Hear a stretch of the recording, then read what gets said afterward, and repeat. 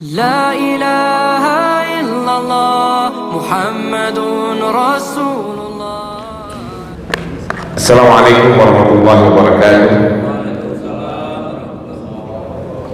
الحمد لله الذي أرسل الرسول بالهدى ودين الحق ليظهره على دين كله وكفى بالله عليما. أشهد أن لا إله إلا الله وحده لا شريك له وأشهد أن سيدنا محمدا عبده ورسوله. اللهم صل وسلم وبارك على سيدنا محمد وعلى آله وأصحابه ومن تبعه إلى يوم الدين. ربي اشرح لي صدري ويسر لي أمري واحلل عقدة من لساني يفقهوا قولي. أما بعد. Para jamaah sekalian, puji dan syukur kita panjatkan kehadirat Allah Subhanahu wa taala atas semua limpahan nikmat dan rahmat yang diberikan kepada kita. Alhamdulillah, Allah berikan kita kesehatan, kelapangan waktu sehingga kita bisa berkumpul di masjid yang kita cintai ini untuk mengikuti sholat subuh berjamaah, memperpanjang waktu itikaf kita untuk mengikuti kajian ilmu yang insya Allah memperkaya pengetahuan kita dan memperbaiki amaliyah kita. Salawat dan salam kita berharap selalu tercurah kepada junjungan Nabi besar Muhammad sallallahu alaihi wasallam, untuk seluruh keluarganya, untuk para sahabat, para tabi'in, para tabi'ut tabi'in, untuk para ulama dan untuk seluruh umatnya. Dan insyaallah kita bersama keluarga kita di rumah adalah umat Rasulullah yang akan mendapatkan syafaat di yaumul akhir nanti. Amin ya mujibus sa'ilin. Hari ini adalah pekan terakhir di bulan Sya'ban. Pekan yang akan datang kita sudah memasuki 1 Ramadan. Kita akan melaksanakan ibadah saum Ramadan. Dalam kesempatan itu, izinkanlah saya apabila ada kesalahan, disengaja maupun tidak, perkataan dan perbuatan, kepada bapak-bapak sekalian mohon dibukakan dan diikhlaskan permintaan maaf saya yang sebesar-besarnya sehubungan kita akan memasuki bulan suci Ramadan. Bapak-bapak sekalian, kita masih membaca kitab hadis Sahih Bukhari jilid pertama di bab yang sama dengan 2 pekan yang lalu, yaitu bab sedekah dan zakat. Kali ini kita akan membaca hadis nomor 1383. Hadisnya agak panjang, tapi mungkin bapak-bapak baru mendengar kandungan isi hadis ini, jadi perlu saya sampaikan bab tentang sedekah ataupun zakat. Nomor hadisnya 1383. Mari kita baca hadisnya. Bismillahirrahmanirrahim. Hadatsana Umar ibn Hafsah, hadatsana Abi, hadatsana A'mas qala hadatsani Sakik an Umar ibn Harith an Zainab imra'atan Abdullah, Zainab imra'ati Abdullah radhiyallahu anhu maqala fadzakartuhu Ibrahim fahadatsani Ibrahim an Abi Ubaidah an Umar ibn Haris an Zainab imra'atu Abdullah bimisli sawa'an qalat kuntu fil masjidi fara'aitu Nabi sallallahu alaihi wasallam faqala tasaddaqna walau min hulikuna, tasaddaqna walau min hulikuna wa kanat Zainab tanfiqu ala Abdullah wa aitami fi hajriha. Qala faqalat li Abdullah sal Rasulullah sallallahu alaihi wasallam ayahzi anni an anfiqa alayka wa ala aitami fi hajri min sadaqati. Faqala Abdullah sali anti Rasulullah sallallahu alaihi wasallam. Fantalaqtu ila Nabi sallallahu alaihi wasallam fawajadtu imra'atan min ansari 'ala al-babi hajatuha mislu hajati famara 'alaina Bilal ibn Rabah faqulna sali Nabi sallallahu alaihi wasallam ayyazi anni an anfiqa 'ala zawji wa aitami ila fi hajri wa qulna la tukhbir bina fadakhala fas'aluhu faqala Nabi sallallahu alaihi wasallam man huma qala Zainab qala ayyu Zainab qala imra'atu Abdillah qala na'am laha ajrani ajrul qurbati wa ajrus sadaqat. Lumayan panjang ya Pak. Kira-kira artinya begini Pak. Meriwayatkan kepada kami Umar ibnu Hafsah, meriwayatkan kepada kami ayahku, meriwayatkan kepada kami A'mas, dia berkata meriwayatkan kepadaku Sakik dari Umar ibnu Haris dari Zainab istrinya Abdullah, Zainab imra'atu Abdullah. Ini sumbernya adalah Zainab ya Pak. Fokus pembicaraan kita ada si Zainab radhiyallahu anhuma. Qala, dia berkata fazakartuhu Ibrahim hadasani Ibrahim an Abi Ubaidah an Amr ibnu Haris an Zainab. Pada jalur hadis yang lain itu kira-kira ya, jadi jalur hadis sanadnya ada dua. Berkata pula Ibrahim, dia mendapatkan riwayat itu dari Ibrahim dari Abu Ubaidah dari Umar ibnu Haris, ujungnya Zainab, dari Zainab imro'ati Abdillah, dari Zainab juga ujungnya. Fokus kita kepada si Zainab. Zainab itu siapa? Zainab bininya Abdullah, imro'atun Abdullah. Abdullah siapa? Abdullah sahabat Rasulullah. Kata Zainab nih, qalat, Zainab berkata, kuntu fil masjid, aku berada di masjid, para'aitu Nabi sallallahu alaihi wasallam faqala, maka aku menjumpai, melihat gitu kurang lebih ya, menemui Nabi sallallahu alaihi wasallam berkata, tasaddaqna walau min hulikuna, bersedekahlah kalian semua, bersedekahlah kita semua, kata si Zainab, walaupun dengan perhiasan yang kita miliki. Zainab lagi cerita nih Pak, dia datang ke masjid, Nabi lagi berkata, lagi bersabda gitu ya, Nabi bilang bersedekahlah kalian walaupun dengan perhiasan, cincin, emas, kalung dan lain-lain gitu ya. Wa kanat Zainab tunfiqu ala Abdillah wa aitamu fi hajriha. Begitu Zainab mendengar Rasulullah nyuruh bersedekah, si Zainab pulang Pak, lalu dia bersedekah, berinfak kepada Abdullah Pak. Abdullah suaminya, Zainab istrinya Abdullah, dia bersedekah kepada suaminya. Enak kan Pak, dapat sedekah dari bini. Dan wa aitami fi hajriha, dan dia bersedekah kepada anak-anak yatim keponakannya yang ada di bawah penanggungannya dia. Qala faqalat li Abdillah, lalu si Zainab habis sedekah kepada lakinya nih, dia berkata kepada Abdillah lakinya, suaminya, sal Rasulullah sallallahu alaihi wasallam ayyazi anni an anfiq alaika wa ala ayatami min hajri minas sadaqati. Kira kurang lebih bahasanya begini, Abdullah, kan gue udah sedekah nih sama lu, gila lu tanyain Rasulullah kira-kira gue dapat pahala kagak kalau sedekah sama laki. Kalau bahasa orang Pamulang nih Pak, kata si Abdullah, dia malu kali Pak.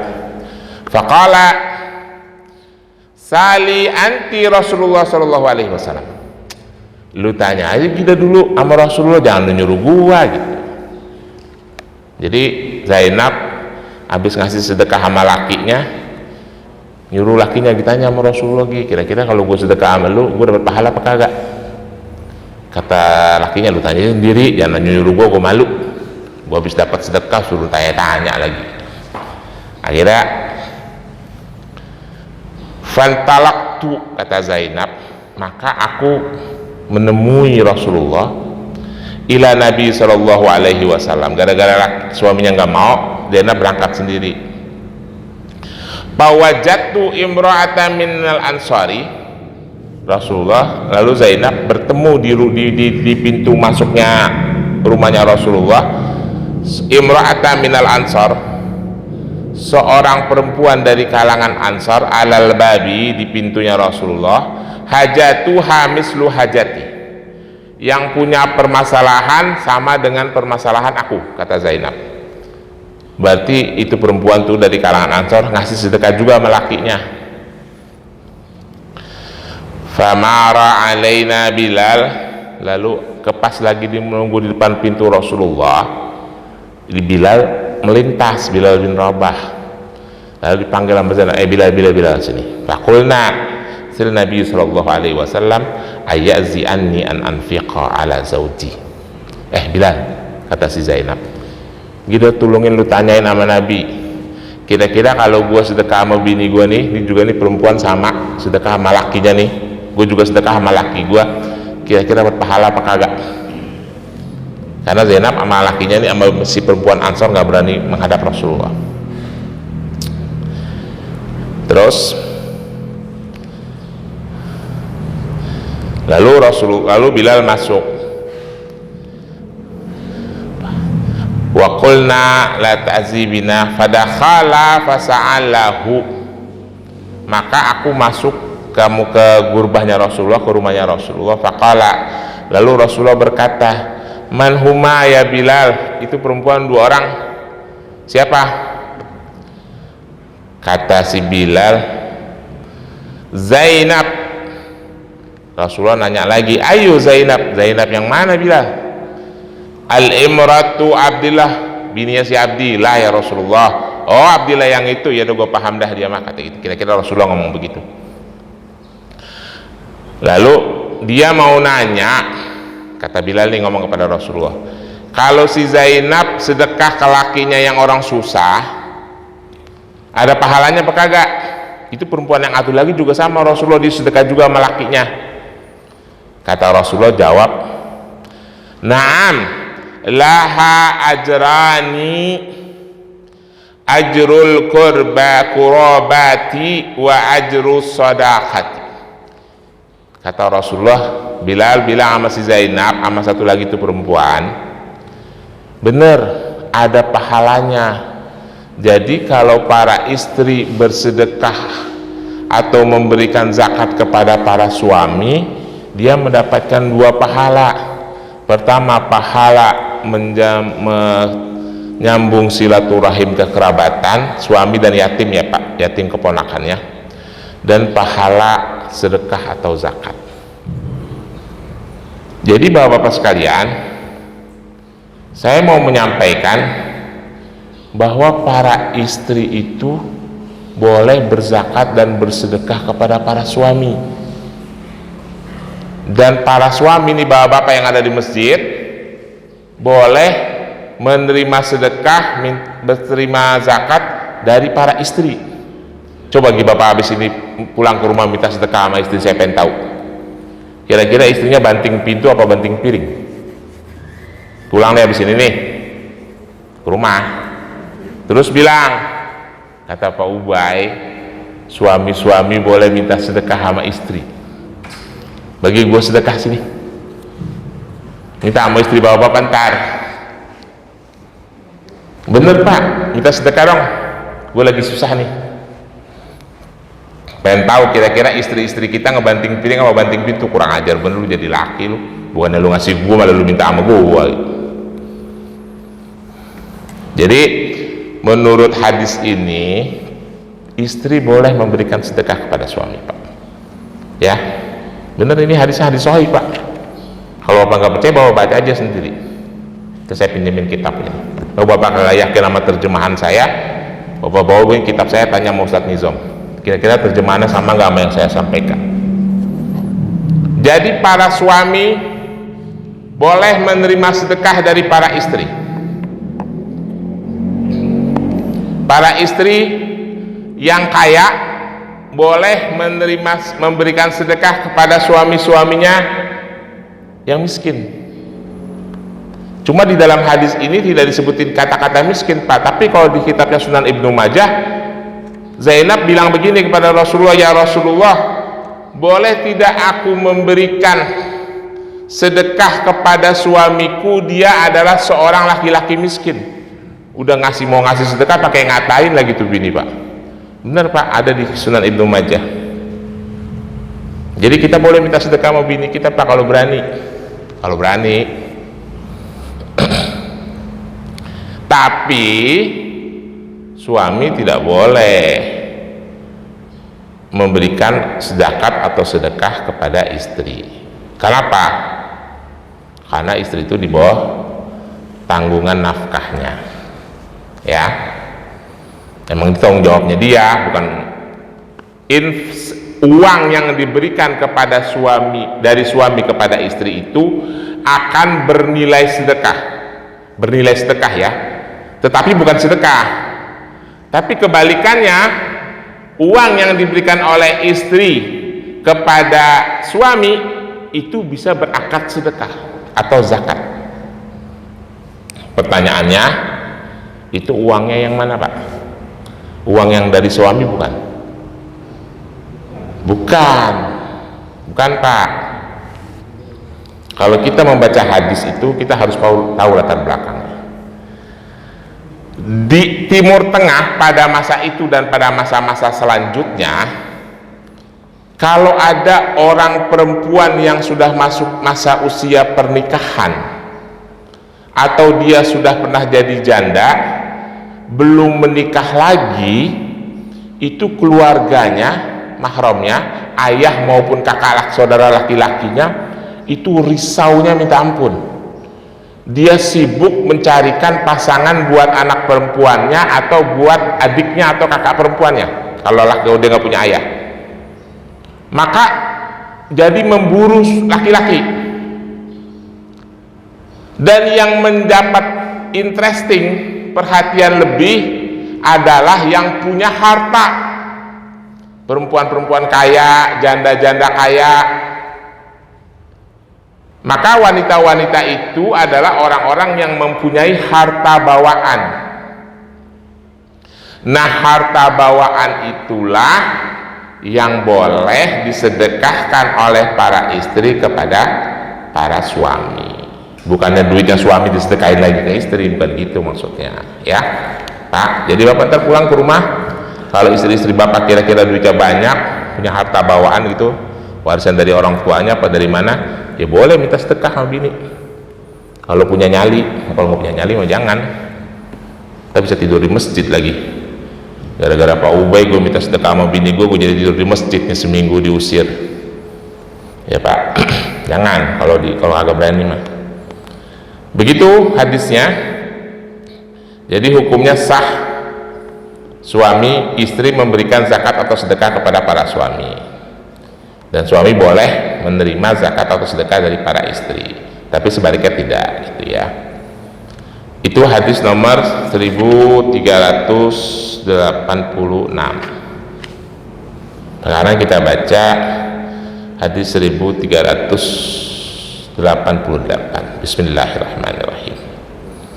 Hadatsana Musa, hadatsana Wuhaib, hadatsana Hisham an abihi an Zubair ibnu Awam radhiyallahu an Nabi sallallahu alaihi wasallam qala la an ya'khudhu ahadukum hablahu fayati bihuzmati khatab ala zuhrihi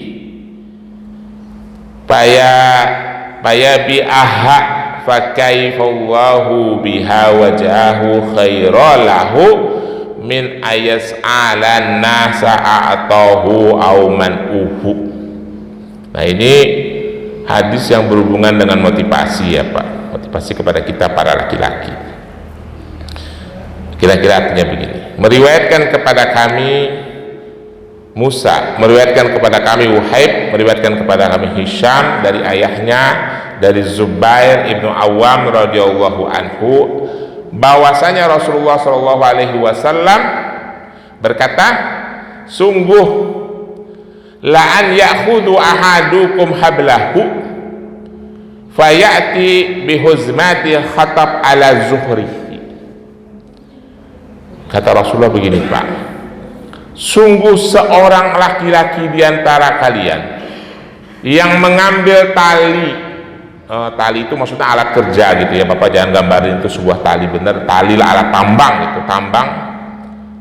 Lalu dia mencari kayu bakar, lalu kayu bakar itu dipanggul ala zuhrihi faybi'aha fakaifallahu biha wajahahu, lalu dijualnya fayabi'aha, maka Allah cukupkan rezekinya dengan menjual kayu bakar itu, khairalahu min ayas alan nasa a'atahu au man'u, itu lebih baik dari orang yang suka minta-minta, baik orang itu dikasih sedekah maupun ditolak, kata Rasulullah.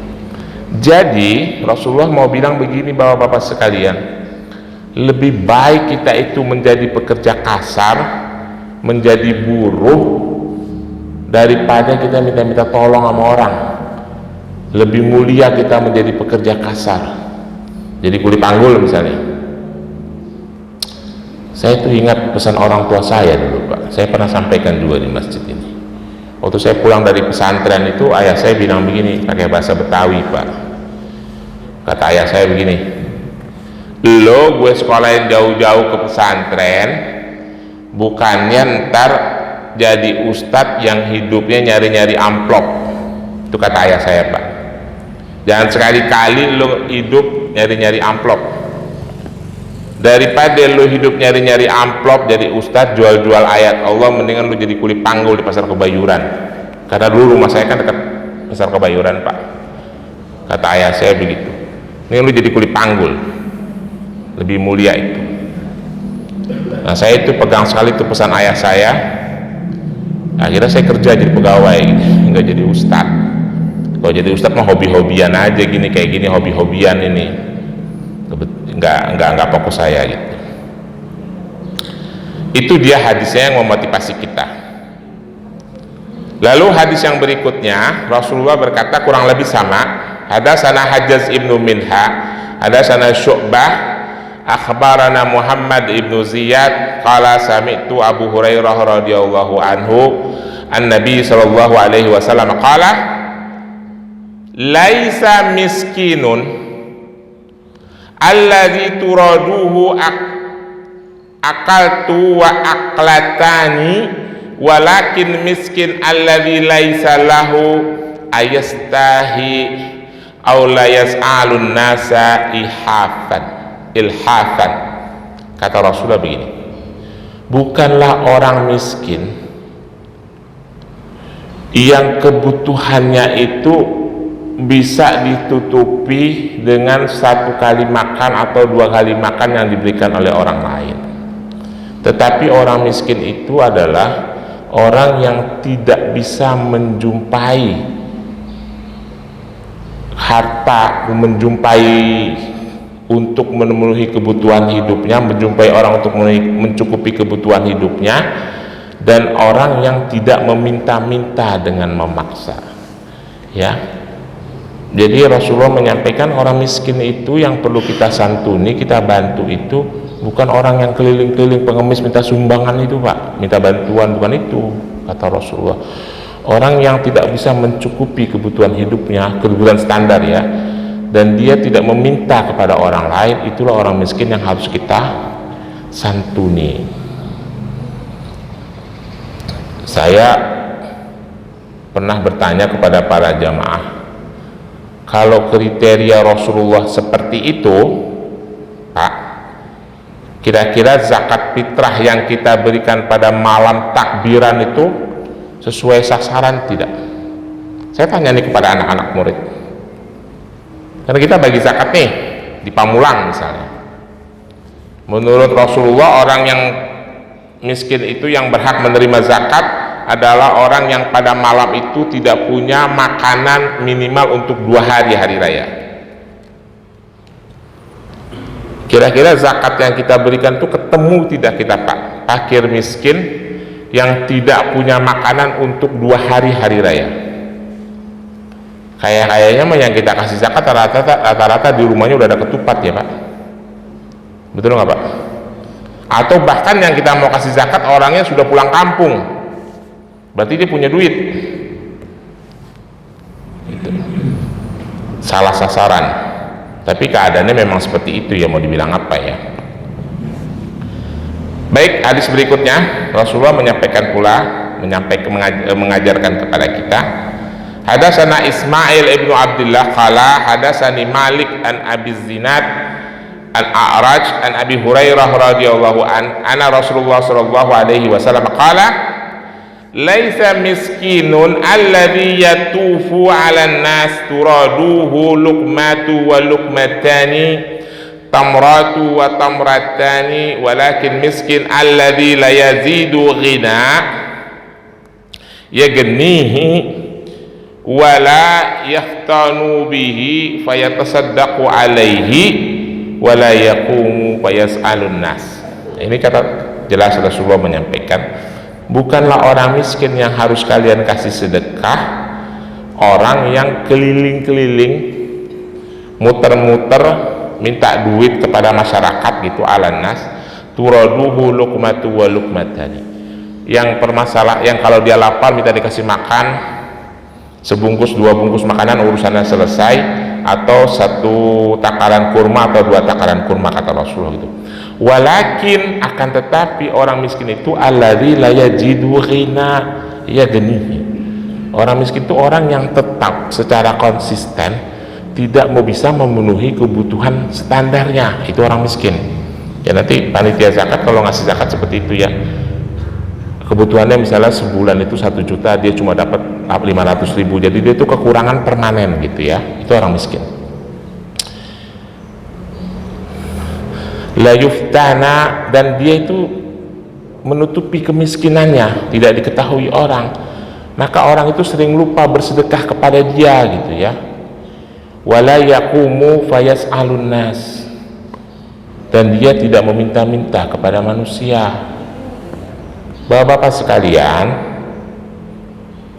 saya seringkali itu dulu matinya belakangin ya Pak, kalau ada zakat atau ada apapun selalu saya dapat masukan gini, Pak Ubay, ini jauh-jauhin di kita itu kasih tuh si A, si B, si C yang dagang-dagang di depan, masukan kepada saya sampai tanya, Bapak tahu nggak orang yang dagang itu omsetnya sebulan sehari berapa?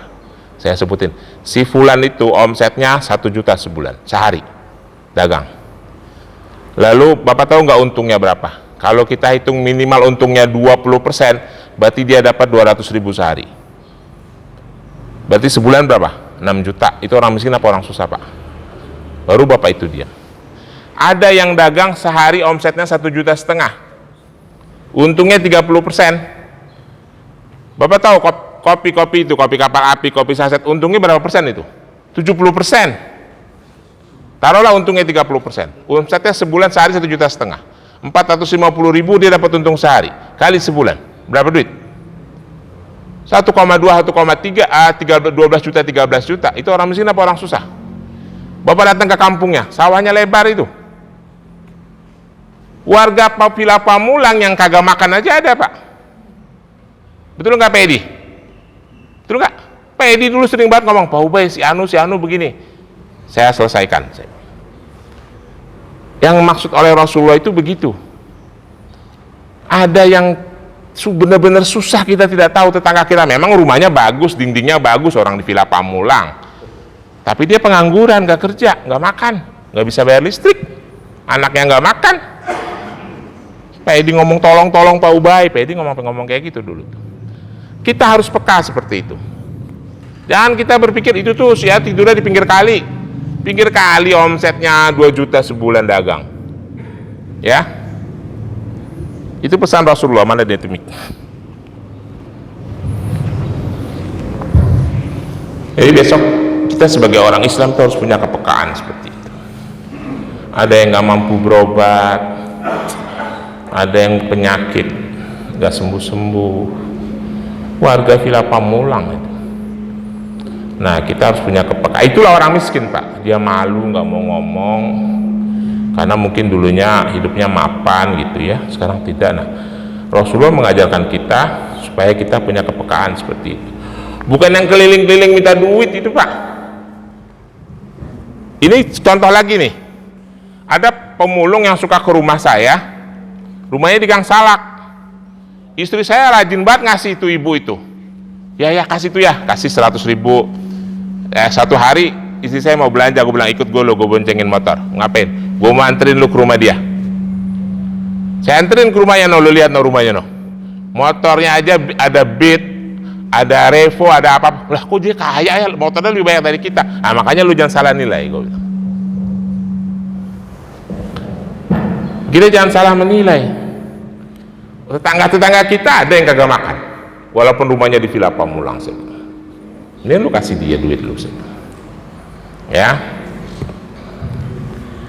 Jangan terkecoh dengan penampilan. Jadi Rasulullah mengatakan orang miskin itu orang yang tidak bisa memenuhi kebutuhan standarnya. Dia malu mengungkapkan permasalahannya. Orang tidak tahu sehingga orang tidak bersedekah kepada dia. Bukan orang yang keliling-keliling minta duit itu. Makanya saya sekarang suka males nangkapin, Pak. Doa untuk anak yatim, doa untuk ini Pak Ustadz kirim bantuan, ntar gue datang gue bawa beras, gue males transfer nomor rekening, belum tentu nyampe ke anak yatimnya. Ya sering kayak begitu ya. Hadis satu lagi, hadatsana Ammar ibnu Habs Ibnu Giyas, hadatsana Abi, hadatsana Amas, hadatsana Abu Salih an Abu Hurairah radhiyallahu an qala la an ya'khudhu ahadukum hablata summa ya'du ahsabuhu qala ila habali fayahtaba fayabi'u fayakulu wa yasaddaqa khaira lahu min ayas ala nas. Kata Rasulullah kurang lebih artinya begini: seorang laki-laki yang bekerja keras mencari kayu bakar lalu menjualnya, lalu dia mencukupkan kehidupannya dari situ, lalu dia juga bisa bersedekah dari hasilnya itu, hasil kerja kerasnya, maka itu lebih baik daripada dia meminta-minta. Kurang lebih sama dengan hadis yang sebelumnya. Bapak-bapak sekalian, saya kira itu pesan menjelang Ramadan. Jadi nanti kalau kita Ramadan itu kan kita biasa rajin bersedekah, ya kita agak peka-peka sedikit lah ya bersedekahnya. Jangan salah-salah target. Saya kira itu, lebih kurangnya mohon maaf. Kalau ada pertanyaan saya persilakan. Ada pertanyaan?